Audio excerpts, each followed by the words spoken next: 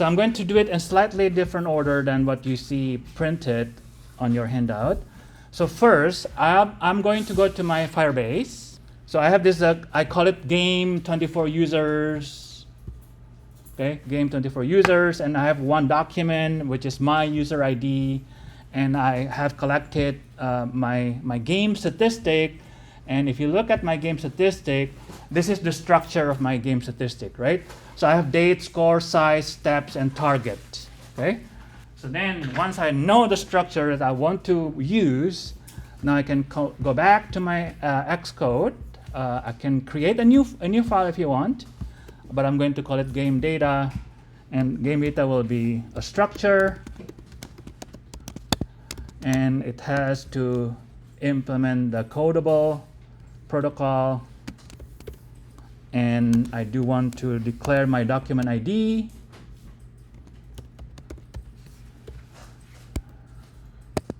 I think I need to import Firebase Firestore. Okay, I think that one has to be nullable. Yes. Okay. So that part is done. Then I can now start declaring the rest of my field. I have a string date, and I have my board size. So the name must match exactly the name in your Firestore, right? It cannot make up these names. These names must match exactly, case by case. If you use uppercase, underscore, and so on, they have to match exactly. Okay. I want to separate this into a different view model. I don't want to clutter my view model with too many functions. Okay, so we have this for handling the swipe, handling the user account, and now I can create a new view model, statistic view model. Okay, again import SwiftUI, and I will just declare my class. I call it statistics view model observable object, and I'm going to declare a publish variable, call it stats. Okay, and this is just array of, what is the class name? The class name is game data, right? So this is the class, my game data. Okay, so I have my, I keep it in a separate file, and now the rest is just, you declare a function, maybe get stats, you call it get stats. Okay, and I'm going to make it asynchronous. Okay, and then you do have to declare the reference to your database. Let me call it DB. If I compile, I will get an error because I'm missing an import, Firebase Firestore. But if I go back to my Firestore structure, my document is under the top level. The top level collection is game 1024 users, and I have my user ID, which is a document. Under that, I do have a stats collection, right? I'm going to copy that document name. So I need to declare my stat collection. Okay, and this will be a collection, game 24 users. Okay, game 24 users, and I do have a document, another collection inside that document whose name is stats. Okay, so that's the path. You can also do a shortcut. The shortcut will be db collection 1024.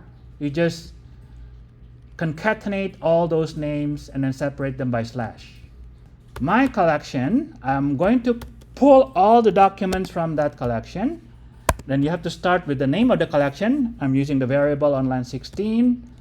My stat collection get documents. Okay, I'm not going to use the lambda here. I will comment out the lambda. I will take out the lambda.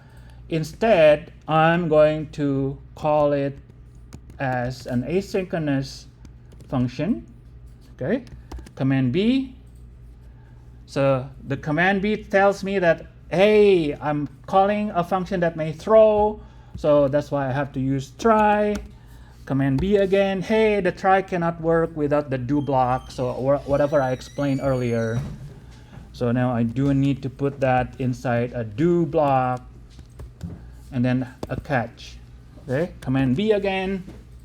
Okay, and what do I do with the documents here? Then I can call it anytime, anything you like. But if you read the documentation, what you get from Firebase is typically what they call a snapshot. Okay, a document for this particular example that I didn't show you the detail. You can look at the online documentation. You're getting a snapshot, a query snapshot. That's why I'm naming my variable QS. Yeah. So look at this example here, right? So my code is very similar to this line here. I'm using await, try, and they call it a snapshot. And then what you need is just like a loop. Okay, so for doc in QS documents, and now you want to convert that to your game statistic, and then let me call it GS or GStat. Okay, and then you just convert your document to data, but you're telling Firestore, hey, convert the data into my structure, game data, that's self. The errors tells me I do need to use try because this is a function that may throw an exception. I'm missing a curly bracket. Now I can add that gstat into my array. And to do that is just stats, append the element. Okay? And then compile.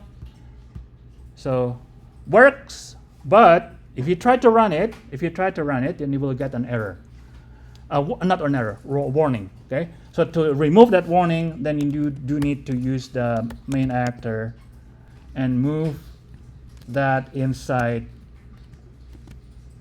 So you will get a compiler because I'm calling an async without using the await keyword. So that part is done. Okay. So now how do I use this function? So how do you use this function? When I transition into stat view, I want to load those data. So there are two important lifecycle functions, on appear and on disappear. Okay? So you can put code. You can put code inside on appear, on disappear. So that's what I'm going to use. So when you transition into the stat view, I want to load the statistic from Firebase. Okay, that means let me add more content here. Okay, let me add more stuff, more UI. On appear, please run that function. Okay, so this is when I do want to declare my view model. And when the view appear, I do want to run that function getStats. To confirm that we do have some content, I'm going to show the count, how many items in my array. So remember that stats is a publish variable from my view model, right? This is just an array. Okay, and I'm showing the counter, the size of my array in the text. So again, it tells me that you have to call getStat because this is async, and the way to do it is just by wrapping the call inside a task. And again, I have to use await. Stat view loading the stat from Firebase, and if I run it, if I sign in, then I'm here. If I go to the button show stats, I'm transitioning into the stat view. So I have 41 items in my stat. Okay, it's working. So now, how do I show them? How do I show them, right? So in order to show them in SwiftUI, you just need to use a list. So then I'm going to add the UI with a list, and then inside that list, you have to use for each. Okay? And the data comes from the array, right? So the data comes from the array. What item I want to show? Let's just, for now, show the date and the number of steps. Let's say date in that many steps. So before I switch to SwiftUI, in order to talk about list, I need like one full lecture. So in SwiftUI, it becomes very easy. I can do it in 10 minutes. The reason why we have this error is because if you look at the detail, it will say something with identifiable, right? Something with identifiable, okay? So to fix this, we have to tell for each, hey, I know my array items are identifiable item, and you do have to add a parameter, which is called ID, okay? And you have to use what Swift call a key path. Now I have another warning, a different error. The error before is about identifiable, but now the error is asking me whether game data is hashable or not. So apparently my game data is not hashable. So then I have to go back to my game data. In addition to the protocol codable, I do also want to make that compliant with the hashable. So for those of you, I know some of you have used React, right? Or Vue.js. So when you in Vue.js or in React, let me go back to the stat view. Okay, whenever you are looping over some item, you need a key. Okay, so key is needed for runtime to update your UI correctly. Okay, so that ID is like a key because we have an item generated by a loop, and we do need to assign a unique ID, a unique key to each item. Okay, but I'm being lazy. I don't want to write more code by adding the identifiable protocol and so on and so forth. I make a shortcut. The shortcut is basically, hey, the object itself is now identifiable. Okay, so that's how you interpret that line.